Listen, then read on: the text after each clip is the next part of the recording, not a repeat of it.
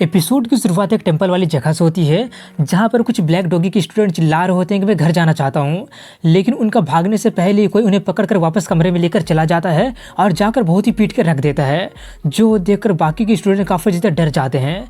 तभी आयरू उनसे कहता है, क्या तुम लोगों को समझ में नहीं आ रहा है कि तुम लोग मुझसे बचकर भाग नहीं सकते हो। आयरू का लुक्स देखकर सभी लोग और ज़्यादा डर जाते हैं। तभी वहाँ पर हासुकी और परसे उन्हें सुपरवाइज करते हुए कहती है कि तुम लोग दूसरों की चिंता करना बंद कर दो, क्योंकि बारी बारी सबकी बारी, अब की बारी तुम्हारी बारी। उन तीनों को देखकर सभी लोगों की काफ़ी ज़्यादा फटने लगी होती है और वो लोग कहते हैं कि हम लोग जिंदा तो वापस जा पाएंगे ना। अब बताया जाता है कि वो लोग हेलिस ट्रेनिंग कैंप में आए हुए होते हैं। डालिया एकेडमी एक प्रेस्टीजियस एकेडमी होता है, इसलिए यहाँ पर फेल होना अलाउ नहीं होता है। इसलिए सेमेस्टर के एंड में जो स्टूडेंट अच्छा परफॉर्म नहीं किए होते हैं और जिनका अटेंडेंस बहुत ही कम होता है, उस तरह का परेशानी खड़ा करने वाले स्टूडेंट को 5 दिन के लिए हेलिस ट्रेनिंग कैंप में भेज दिया जाता है। और ये वही टेम्पल वाला जगह है जहाँ पर उनका ट्रेनिंग कैंप हेल्ड हुआ होता है। उन लोगों को ट्रेन करने का अथॉरिटी आयरू को दिया गया होता है और उसके असिस्टेंट सुपरवाइजर ब्लैक डॉगी से हासुकी होती है और व्हाइट कैट से परसिया होती है। और इस बार 30 स्टूडेंट ऐसे होते हैं जो लोग फेल हो गए होते हैं। वहीं पर उन सभी लोगों को दिखाते हैं जहाँ पर सभी लोग आपस में बातें कर रहे होते हैं। उन्हें बातें करता देखकर आयरू अपने लकड़ी का सोर्ड से उन्हें डराते हुए बातें ना करने के लिए कहता है, जिससे वो लोग एक पल के लिए सिहर जाते हैं। लेकिन मारू इनुचका से कहता है कि वो तो तुम्हारा भाई है ना, तुम उसे समझाते क्यों नहीं हो। इनुचका इसका कोई भी जवाब ना देकर सीधा शिकायत कर देता है कि मारू मुझसे बातें कर रहा है, जिससे वो चिल्लाने लगा होता है कि तुम ऐसा कैसे कर सकते हो, और उसमें स्क्वाड भी ज्वाइन कर लेता है। लेकिन तभी आयरू उन तीनों को पीट कर रख देता है और कहता है कि मैंने कहा ना शांत हो जाओ। ये सुनकर वो लोग जल्दी से शांत हो जाते हैं और इनुचका सोचता है कि मेरा यूजुअल भाई काफ़ी ज़्यादा स्कैरी है, मुझे खुद को और अच्छे से बिहेव करना पड़ेगा। तभी आयरू उन्हें पहला टास्क बताता है और वो ये होता है कि उन्हें लंबी चौड़ी दिख रही सीढ़ी पर 50 राउंड लगाना पड़ेगा और शॉर्टकट लेना अलाउ नहीं होता है, जिससे वो लोग काफ़ी ज़्यादा शॉक्ड रह जाते हैं। लेकिन अब कोई चारा तो होता ही नहीं है, इसलिए सभी लोग राउंड लगाना शुरू कर दिए होते हैं। लेकिन तभी उन्हें किसी के चिल्लाने की आवाज़ सुनाई देती है, इसलिए सभी लोग उस तरफ देखने लगे होते हैं कि क्या होने वाला है। जहाँ पर आयरू एक बंदे को उसका हेयर से पकड़ लिया होता है और सबसे कहते हैं कि ध्यान दो, ये बंदा जंगल में छिपकर बचने की कोशिश कर रहा था, जो कि मेरे इंस्ट्रक्शन का सीरियस वायलेशन है। ये बोलकर वो उसका हेयर काटने लगता है, जो देखकर सभी लोगों की और ज़्यादा फटने लगी होती है। वहीं पर आयरू को दिखाते हैं जहाँ पर वो उसके हेयर को काट कर उसे लड़की वाला हेयर स्टाइल दे दिया होता है। उसका लड़की वाला हेयर स्टाइल को देखकर सभी लोग अपने आप को उस हेयर स्टाइल में इमेजिन करने लगे होते हैं। खुद को उस तरह के स्टाइल में इमेजिन करके वो सभी लोग काफ़ी ज़्यादा डर जाते हैं, इसीलिए जल्दी जल्दी 50 राउंड लगाने के लिए भाग जाते हैं। अब इसके कुछ देर बाद का सीन दिखाया जाता है जहाँ पर वो लोग बहुत ही मुश्किलों से 50 राउंड कंप्लीट कर लिए होते हैं, जिससे उनका हालत काफ़ी ज़्यादा ख़राब हो गया होता है। तभी वहाँ पर आयरू आकर उन्हें कोई भी आराम करने का वक्त ना देकर कहता है कि अब दूसरा राउंड ये है कि तुम लोगों को टेम्पल को साफ करना पड़ेगा। जो सुनकर वो लोग काफ़ी ज़्यादा चौंक जाते हैं, क्योंकि वो लोग काफ़ी ज़्यादा थक गए होते हैं। लेकिन अब कोई चारा ना होने के कारण सभी लोग जाकर टेम्पल में पोछा लगाना शुरू कर दिए होते हैं। तभी वहाँ पर हासुकी जाकर उनसे कहते, ज़्यादा चिंता मत करो, मैं तुम लोगों को सुपरवाइज करूँगी। वो लोग नीचे में पोछा लगा रहे होते हैं और उस एंगल से उन्हें हासुकी का दिख रहा होता है, इसलिए वो लोग पगलाने लगे होते हैं। वो काम पूरा करने के बाद उनका अगला काम ये होता है कि झरना का ठंडा पानी के नीचे उन लोगों को जाकर अपना डिजायर को धोना पड़ेगा। उतना ठंडा पानी देखकर वो लोग कहने लगे होते हैं कि नहीं, ये पानी काफ़ी ज़्यादा ठंडा है, हमसे नहीं होगा। लेकिन तभी परसे झरना के नीचे जाकर उनसे कहते, कोई बात नहीं, मैं भी इसमें पार्टिसिपेट करूँगी। पानी से उसका ड्रेस ट्रांसपेरेंट होने से समझ जाओ कि क्या होने लगा होता है, इसीलिए वो देखने के लिए सभी लोग झरने में एंटर करके पगलाने लगे होते हैं। अब इसके बाद फाइनली लास्ट काम उनका बचा होता है और वो होता है केंडो प्रैक्टिस, जहाँ पर इनुचका अपने भाई के साथ फाइट कर रहा होता है, जहाँ पर इनुचका आयरू का कुछ बिगाड़ नहीं पा रहा होता है। इनुचका को काफ़ी ज़्यादा मुश्किलों का सामना भी करना पड़ रहा होता है और अंत में वो बहुत ही बुरी तरह से हार जाता है। उसे हारने के बाद आयरू दूसरे को चैलेंज करने के लिए चला जाता है। उससे अपने तरफ बिल्कुल भी ना देखकर इनुचका सोचता है कि वो तो मेरे तरफ एक बार भी देखा भी नहीं है, शायद वो मुझे कुछ समझता ही नहीं है।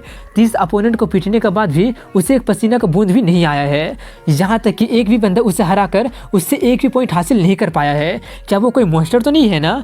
फ्रस्ट्रेट होकर इनुचका वहाँ पर बैठ जाता है, जिससे कि परसिया कंसर्न भरी नज़रों से देख रही होती है।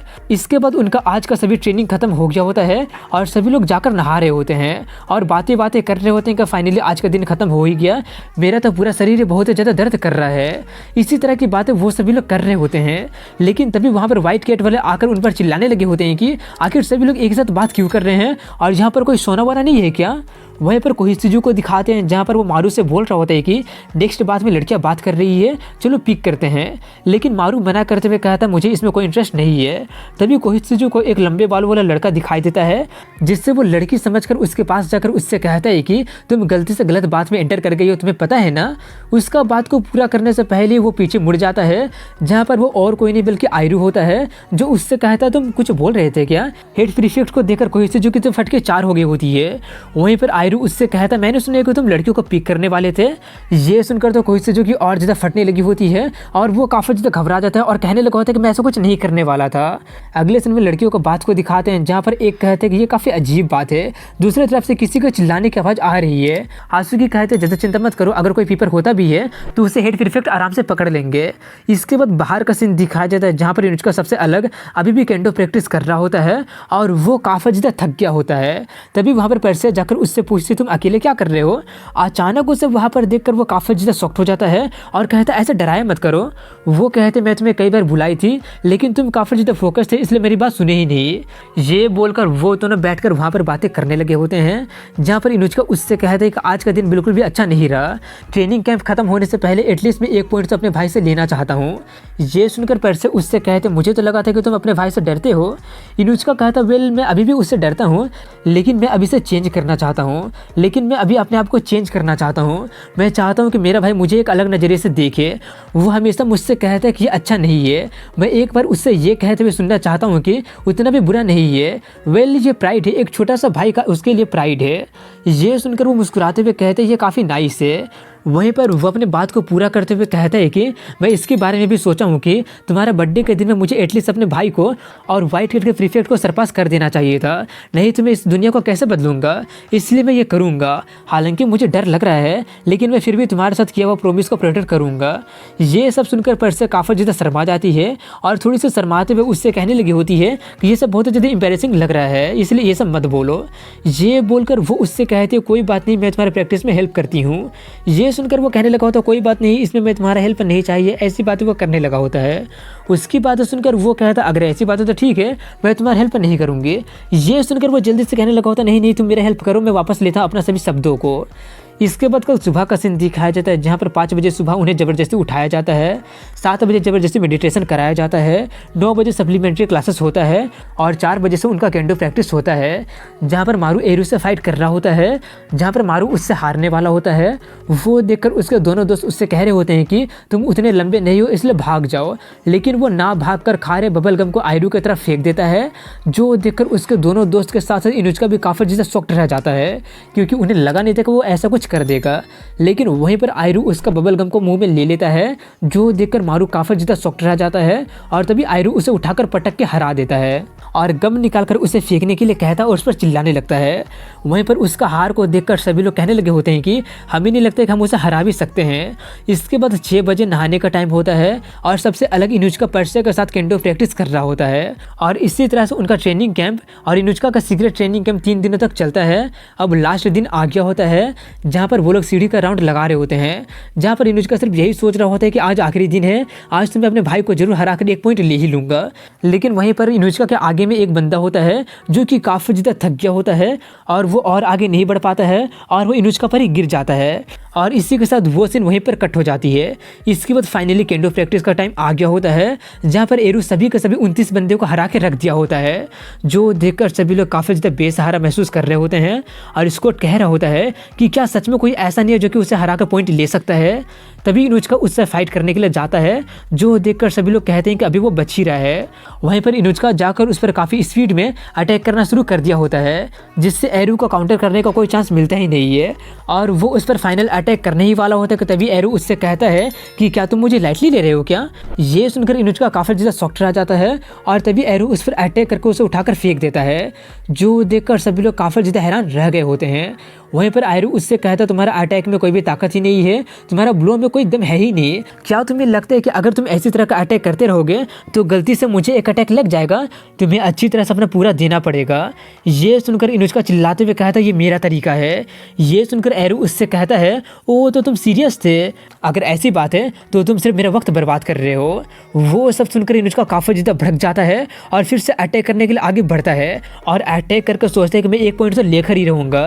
लेकिन वहीं पर एरू उसका सभी अटैक को ब्लॉक करते हुए कहता है कि लगता है कि तुम मेरी बातें को सुने नहीं हो, अब बस बहुत हुआ, भाड़ में जाओ। ये बोलकर वो उसे हरा देता है, जिससे अनुष्का नीचे गिर जाता है और गिर कर काफ़ी ज़्यादा रोने जैसा हो गया होता है। उसका वैसा हालत देखकर आयरू उससे कहता है कि निकल जाओ यहाँ से, जो लोग एडवाइस को सुनते नहीं है उनके पास डोजो में खड़े होने का कोई भी क्वालिफिकेशन है ही नहीं। लगता है कि तुम इस ट्रेनिंग कैंप में भी बड़े नहीं हुए हो। कितना शर्मनाक बात है छोटे भाई। तभी हात्सुकी उसे उठाने जाती है, लेकिन आयरू उससे कहता है उसे अकेले छोड़ दो। हात्सुकी उससे कुछ कहने तो जाती है, लेकिन इस पर अनुष्का मना करते हुए कहता कोई बात नहीं, मैं चल सकता हूँ। ये बोलकर वो बाहर चला जाता है। वो जाकर दीवार पर पंच करते हुए कहता है कि मैं अभी भी उसे हरा नहीं सकता हूँ। वहीं पर अंदर में दिखाते हैं जहाँ पर वो बंदा जो कि अनुष्का पर गिरा होता है, वो अपने दोस्त से कहते हैं कि जब मैं सीढ़ी पर से गिरा था तब उसी अनुष्का के लेफ्ट शोल्डर में चोट लग गया था। इसके रिप्लाई में उसका दोस्त कहता है क्या अगर उसे चोट लगा था तो वो फिर भी फाइट क्यों किया। उसका दोस्त कहता है कि मुझे नहीं पता कि अगर वो क्यों मैच से पहले अपनी इंजरी वाला बात किसी को क्यों नहीं बताया था। उनकी बातें सुनकर पर्सिया अपने मन में कहती है ऐसा नहीं है कि वो कहना नहीं चाहता था, बल्कि बात यह है कि वो कह नहीं सकता था। अगर इंजरी के बारे में पता चल गया होता तो मैच कैंसिल हो सकता था। वहीं पर ट्रेनिंग खत्म होने के बाद एरू सभी लोगों को सभी कुछ क्लीन करने के लिए कहता है, लेकिन तभी पर्सिया आगे बढ़ते हुए उससे कहती है कि वो मैच तो सच में काफ़ी ज़्यादा वंडरफुल था, मैं तो सच में आपको एडमायर करती हूँ, इसलिए मैं सोच रही हूँ कि आप मेरा चैलेंज एक्सेप्ट कर सकते हैं क्या। ये सुनकर स्कॉट काफ़ी ज़्यादा हैरानी से कहता है कि आखिर ये क्या बोल रही है। वहीं पर आयरू उसका चैलेंज को एक्सेप्ट कर लेता है। ये देखकर स्कॉट उससे कहने की कोशिश करता है कि लड़का हो या फिर लड़की, वो किसी पर भी होल्ड बैक नहीं करता है, लेकिन पर्सिया उसका बात को पूरा करने से पहले ही उसे रोकते हुए कहते हैं मुझे मत रोको। ये बोलकर वो शॉट उठाकर अपने मन में कहती है कि मुझे पता है कि तुम्हारी इंजरी एक्सक्यूज नहीं था, मुझे फिर भी पता है कि तुम कितना ज़्यादा मेहनत किए हो, उस विश के बारे में पता जो कि तुम आज पूरा करने वाले थे। इतना सोचकर वो उसे शुरू करने के लिए कहती है। पर्सिया को डिफेंसलेस देखकर आयरू उससे कहता है कि तुम्हें आर्मर पहनने की जरूरत है, मैं ऐसे ही तुम्हें अलाओ। उसका बात पूरा करने से पहले वो उस पर अटैक करते हुए कहती है कि मुझे उस तरह का किसी भी चीज़ की ज़रूरत नहीं है, कहीं आप मुझे लाइटली तो नहीं ले रहे हैं ना। ये बोलकर वो सोचती है हाँ मुझे पता है कि ये मीनिंगलेस है, लेकिन अपने प्यार के फीलिंग का ट्रैम्पल होते देखकर मैं चुप नहीं रह सकती हूँ। इतना सोचकर वो उसे चैलेंज करते हुए कहती है कि पर्सिया फैमिली के नाम पर मैं आपको जरूर हराऊंगी। उसकी बातें सुनकर एरू धीरे से कहता है कि ये तो काफ़ी ज़्यादा इंटरेस्टिंग होते जा रहा है। और इसी के साथ यहीं पर इस एपिसोड की एंडिंग हो जाती है। तो अगर वीडियो पसंद आएगा तो लाइक कमेंट शेयर के साथ चैनल को सब्सक्राइब जरूर कीजिएगा। मिलता हूँ कल एक नए वीडियो में, तब तक के लिए हैव अ गुड डे।